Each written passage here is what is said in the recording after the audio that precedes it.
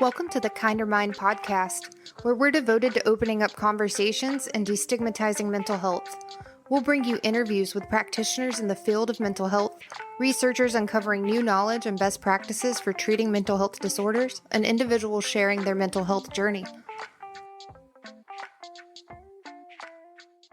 Thanks so much for joining us for another episode of the Kinder Mind podcast. Today, we are understanding transitioning, empty nesters, and young adults who have difficulty leaving the nest.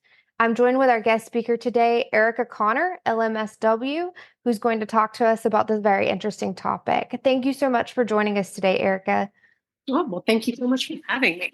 As soon as we were talking about what you were going to talk about today, kind of picking a topic, and you mentioned failure to launch and leaving the nest, I have to share the first thing that came to my mind was that Matthew McConaughey movie with Sarah Jessica Parker. Listen, that's not too far off from the phenomenon that we're experiencing with young people.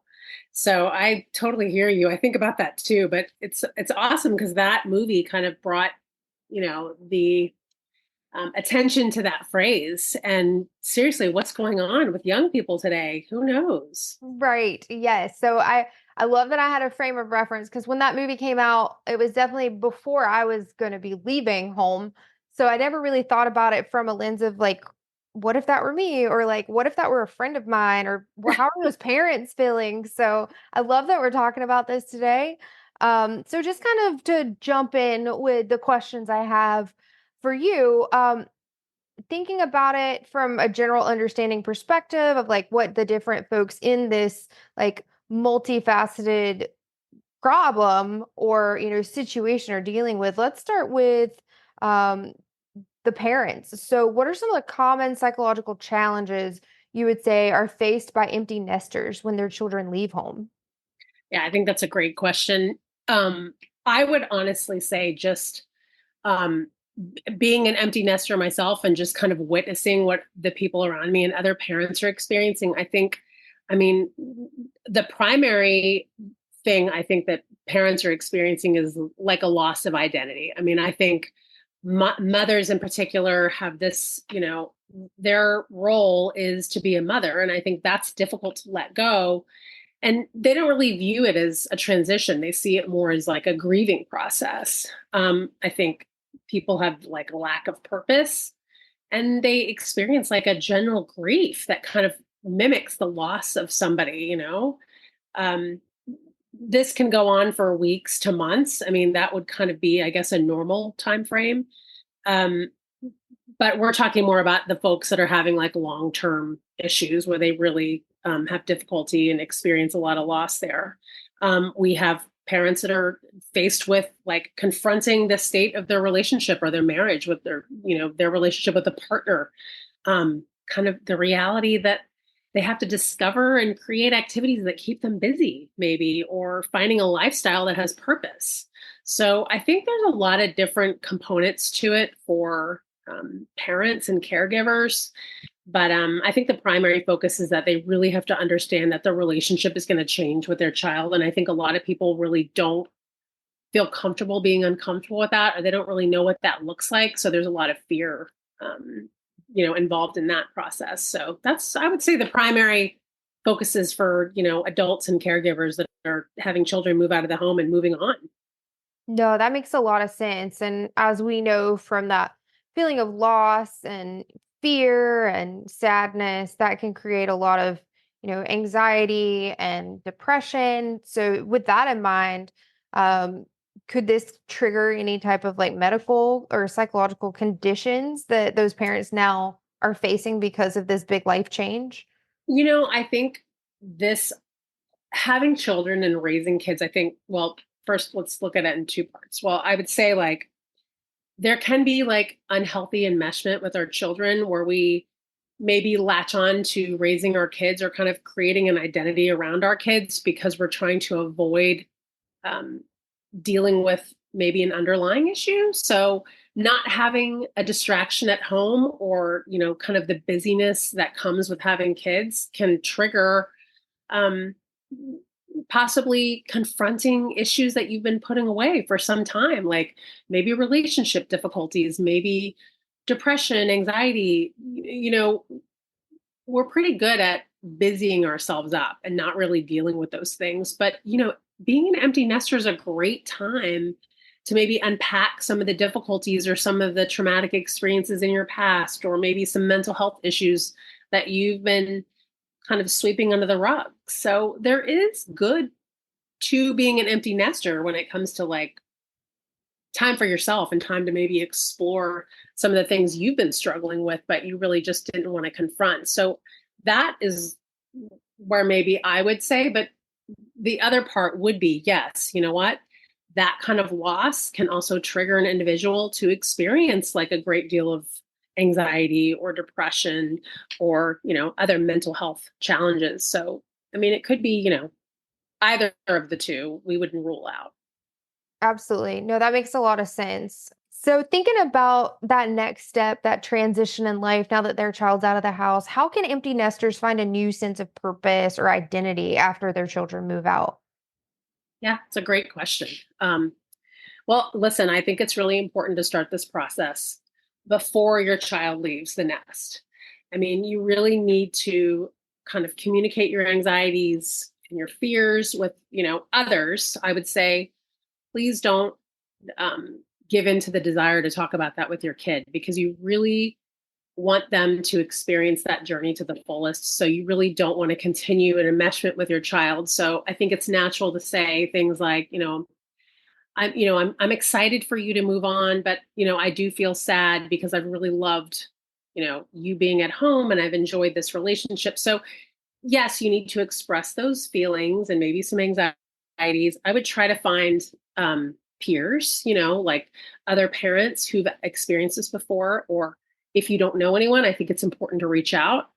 Obviously talking with a therapist is a great outlet, and we are always here to listen and walk that journey with you.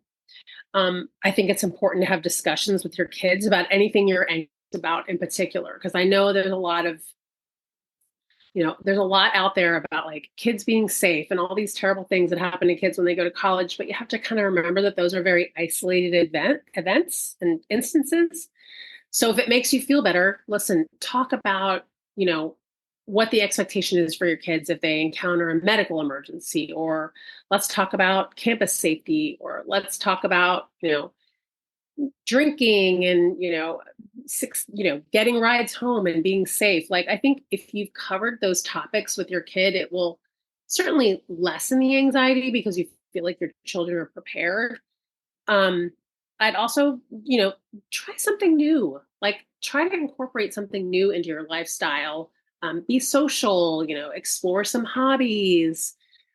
Maybe go back to work if that's something you desire. But I think starting early can kind of help ease that transition for you and for your child. But again, if you're having, difficulty coping with this, or you don't have someone to speak to that you feel comfortable with, you should always reach out to a professional therapist and just let them walk that journey with you so that you have someone to talk to about it. Because I think the sooner you get kind of on top of those emotions, the easier it is to work through them and process them when the actual day comes.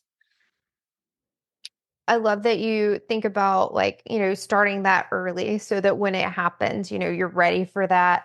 And I mean, I'm still a little early out. I've got a 10-year-old and a 12-year-old, but kind of putting myself in the mindset of one day that will come. I think one of my burning questions, which, is probably like subjective and it's based on individual relationships that parents have with their kiddos, because not every parent's the same, not every kiddo is the same. What, in your opinion, is a good, healthy communication frequency for parents to communicate with their children once they leave the nest?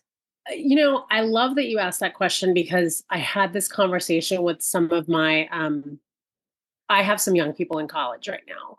One's in graduate school, so I feel like that doesn't really count as much, but I have one that's going into her junior year of college, and we talked about this. And I feel like, in the beginning, I think there's no rules, right? You're doing what's comfortable for you and your student. I would say student because I don't want to say child, because once they go to college, they're an adult. but I think that's really what makes them feel comfortable in the beginning. But I would say a healthy um, communication with you and your young person would probably be maybe one phone call a week. I know it's a different time than it was, 20 years ago or 25 years ago when we had text messaging and whatnot. And I do think, you know, I understand that we have a texting relationship with our kids. And I know that, I have that with my kids too. Like, if I'm out and I see something and I'm like, oh, what do you think about this? But I would really try to resist the desire to constantly be in contact with your young person. I would say once a week phone call or once a week Zoom so you can lay eyes on them. Although, in my opinion, I don't know that that's entirely necessary. But just touching base periodically through the week. I think the bigger concern would be, how often is your young person requesting to come home? Um, I think maybe twice in the semester outside of holidays is probably normal. But I think what, as a therapist, would concern me is if your young person is requesting to come home a lot, like every other weekend or every weekend. I think that's something that would concern me. Just because I think the reality is when you go away to college, when you leave the nest, you are going to explore your independence and your autonomy outside of your family unit. And if your young person is not doing that effectively, if they're not staying or experiencing those things, and I think you have to start to ask questions. You have to wonder, what's going on? Is it, could it be depression? Could it be anxiety? Because I know a lot of people experience those things, around the age of, 15, 16, 17, 18, 19. We really see a lot of that come to the surface um, in that age group. So I think it's definitely worth exploring. But to answer your question, I would say a phone call or Zoom once a week is really what you want to kind of aim to get to. And I don't think there's a problem with texting your young person periodically. But I think when it gets to the point where you're constantly in communication with that young person, you're not allowing them the autonomy that they deserve to grow and find their own independence and assert themselves. I love that you mentioned like what a concern would be for you would be like if they were coming home frequently. And I'm a huge fan of like self-disclosure on the podcast because I always think about these things that like in my brain, like I could connect what you're saying to like personal experience. So not a super long story, but what came to mind when you said that was I remembered when I went off to college for the first time, it was a nightmare, and the school that I went, it was a small school up in North Georgia, and I was there for, I think, maybe, like, a month or 2, and I was coming home every single weekend. I did Ugh. not wanna be there. Incredibly toxic catty environment, like, they pushed, like, very specific beliefs down everybody's throat. You could not be an individual. It felt like I left my small Georgia town of home and moved to an even smaller town where everybody was, like, very judgy, and it was just awful. So I wanted nothing to do with it, and to the point to where, like, I would go to the grocery store and buy food to keep in my dorm room just so I wouldn't have to, like, go eat in the cafeteria Oh, with goodness. the people. So, needless to say, like, I packed everything I owned and just, like, put it in my car and eventually went home. But yeah, no, like that's definitely something you wanna be on the lookout for if you're a parent and your, young adult leaves home and then you're seeing them for dinner every day. Like something's not going Yeah. right. Either like, like you said, they're not really pushing themselves to get out there because, it's scary and it's new, or like how's this environment where they currently are? Like, Right. why are they not enjoying being there where they would rather be home where it's comfortable and safe? Like, is that a them thing that we need to address and work through, or is that an environmental thing that we need to address and work through? So that's a Well, really, really great point. and I think like the coping mechanisms really have to be there for young people to be successful when they leave the nest, right? Because Absolutely. everybody has a bad first roommate. I mean, this is generalizing, but you hear the common problems with college kids. And the kids that have really healthy coping mechanisms are the ones that usually find the most success. Now, I mean, listen, there are always exceptions to that rule. Like maybe you chose a university like you spoke about and you weren't really clear on what that environment looked like, and after one semester you were done with that that university and it was time to move on, which is totally healthy too. But I think for the average young person, if you have the right coping mechanisms in place, they will be successful. They do not need to come home every weekend to escape, the uncomfortableness of being new or not having friendships or sitting alone. Because I think these are all skills that we learn as young people, whether we're in school or not, right? Like you got to learn how to eat lunch on your own, because one day you're going to have a job or you're going to be in a place where you have to do something that feels uncomfortable. So what's great about therapy is that we teach people how to be comfortable with being uncomfortable. If that's not something that you've gotten from your caretakers or your parents, then this is a great spot for it. So, my opinion.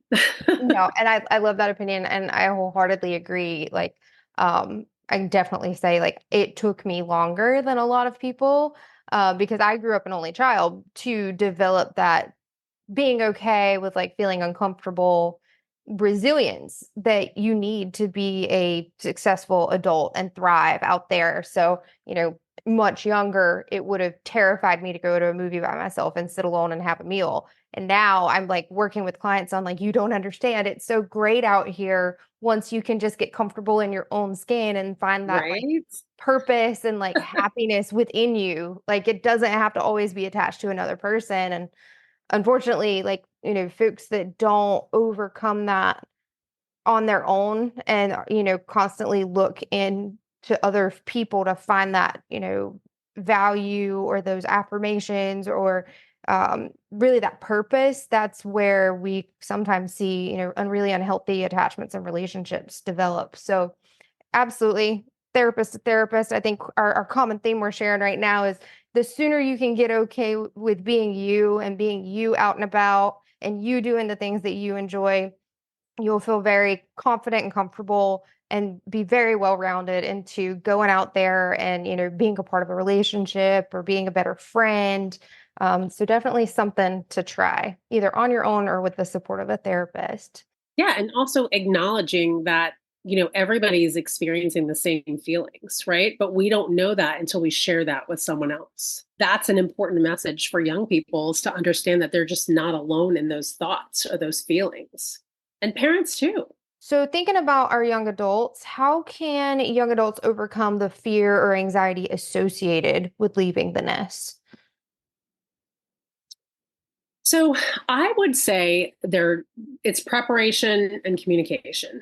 I think young people should be encouraged to voice anxieties, concerns.